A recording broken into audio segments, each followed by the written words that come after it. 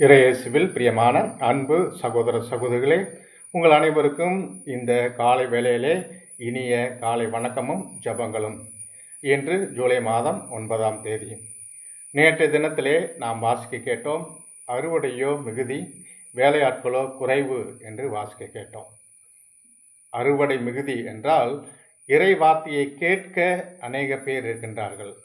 வேலையாட்கள் குறைவு என்றால் அந்த இறை வார்த்தையை போதிப்பதற்கு எடுத்துச் சொல்வதற்கு ஆட்கள் குறைவாக இருக்கின்றார்கள். இன்று பார்த்தோம் என்றால் வெளிநாடுகளிலெல்லாம் எத்தனையோ இடங்களிலே இறை வார்த்தையை போதிப்பதற்கு போதுமான குருக்கள் இல்லை. எங்களுடைய சபையானது உலக அளவிலே 50க்கும் மேற்பட்ட நாடுகளிலே இருக்கின்றன. எத்தனையோ இடங்களிலே வயதானவர்கள் அவர்கள்தான் இருக்கின்றார்கள். அந்த இடத்தையெல்லாம் நிரப்புவதற்கு போதுமான குருக்கள் இல்லை. அப்படிப்பட்ட அந்த சூழ்நிலையிலே இன்று இறை வார்த்தையை போதிப்பதற்கு ஆட்கள் தேவைப்படுகின்றார்கள். எதற்காக இவற்றையெல்லாம் நான் சொல்கின்றேன் என்றால், இன்று எனது 20வது ஆண்டு குருத்துவ நாள்.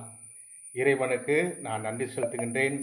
என்னுடைய குருத்துவ வாழ்விலே 20 ஆண்டுகள் இறைவன் என்னோடு இருந்து என்னை வழி நடத்தியிருக்கின்றார். எவ்வளவோ ஆசீர்வாதங்களை கொடுத்திருக்கின்றார். எத்தனையோ மக்கள், எத்தனையோ உறவினர்கள், எத்தனையோ சொந்த பந்தங்கள் மற்றும் நண்பர்கள் என்னுடைய அந்த 20 ஆண்டுகள் குருத்துவ வாழ்விலே என்னை உற்சாகப்படுத்தியிருக்கின்றார்கள், என்னோடு பயணித்திருக்கின்றார்கள், எனக்கு பல்வேறு ஆன்மீக உதவிகளை செய்திருக்கின்றார்கள். அவர்களுக்கெல்லாம் நான் நன்றியோடு இந்த நாளிலே நினைத்து பார்த்து அவர்களுக்கு நன்றி செலுத்துகின்றேன். ஆகவே இந்த இறை வார்த்தை பணி என்பது மிகவும் ஒரு முக்கியமானது. இதை நாம் நம்முடைய குடும்பத்திலே தேவ அழைத்தல் நாம் உற்சாகப்படுத்த வேண்டும். கேரளாவிலே எவ்வளவுதான் செல்வங்கள் இருந்தாலும், ஒரே ஒரு பிள்ளை இருந்தாலும், அவர்களுடைய பெற்றோர்களை விட அந்த பிள்ளைகள் நான் குருவாக மாற வேண்டும், கன்னியாஸ்திரியாக மாற வேண்டும் என்ற ஒரு எண்ணம் இருக்கின்றது. ஏனென்றால் அத்தகைய ஆழமான ஆன்மீகத்திலே அவர்கள் வளர்கின்றார்கள். ஒவ்வொரு கோவிலிலும் பார்த்தோம் என்றால் தினமும் பூசைக்கு நிரம்பி வழிகின்றார்கள். அதே போல சிறு பிள்ளைகளும் கோவிலுக்கு ஒவ்வொரு நாளும் வருகின்றார்கள். அவ்வாறாக ஆன்மீகத்தில் வளர்கின்ற பொழுது ஒவ்வொரு குடும்பத்திற்கும் ஒரு குரு இருக்க வேண்டும், ஒரு அருட்சகோதரி இருக்க வேண்டும் என்ற எண்ணம் படைத்தவர்களாக இருக்கின்றார்கள். நம்முடைய வாழ்விலை பார்க்கின்றோம், நம்முடைய பிள்ளைகளை பார்க்கின்றோம், கலெக்டராக வேண்டும், இன்ஜினியரிங் படிக்க வேண்டும், டாக்டராக வேண்டும் என்று நினைக்கின்றோம். எவ்வளவோ சம்பாதிக்கின்றார்கள், எவ்வளவோ உயரத்திற்கு செல்கின்றார்கள். ஆனால் ஒரு நிறைவான அமைதி இருக்கின்றதா? ஒரு உண்மையான மகிழ்ச்சி இருக்கின்றதா? அல்லது நம்முடைய வாழ்விலே நாம் எதிர்பார்க்கின்ற காரியங்கள் எல்லாம் நிறைவாக செல்கின்றதா என்று சிந்தித்து பார்த்தால் நிச்சயமாக பல கேள்விக்குறிகள் தான் நம்மிடத்திலே இருக்கும்.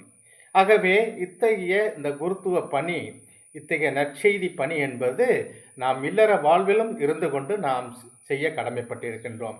முதலிலே இறை வார்த்தையை நாம் கற்றுக்கொள்ள வேண்டும்.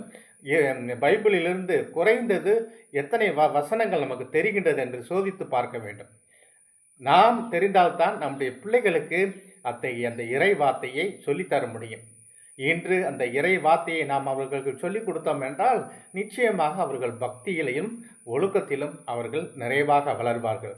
அவர்கள் காலம் செல்கின்ற நேரத்திலே அவர்கள் நிர்ணயம் செய்வார்கள், என்னுடைய வாழ்வு எதற்காக அர்ப்பணிக்கப்பட இருக்கின்றது, குருத்துவ வாழ்விற்கா அல்லது இல்லற வாழ்விற்கா? ஆக நாம் செய்ய வேண்டிய அந்த பெற்றோர்களாகிய நாம் செய்ய வேண்டிய அந்த கடமையை நாம் செய்ய கடமைப்பட்டிருக்கின்றோம். சீன நாட்டிற்கு ஒரு குருவானவர் அனுப்பப்பட்டார். அவர் ஒரு குறிப்பிட்ட தீவுக்கு நற்செய்தி பணியை அறிவிக்க சென்றார். அவ்வாறாக அவர் போட்டிலே பயணம் செய்து கொண்டிருந்த பொழுது ஒருவர் கேட்கின்றார், எந்த இடத்திற்கு போகிறீர்கள் என்று.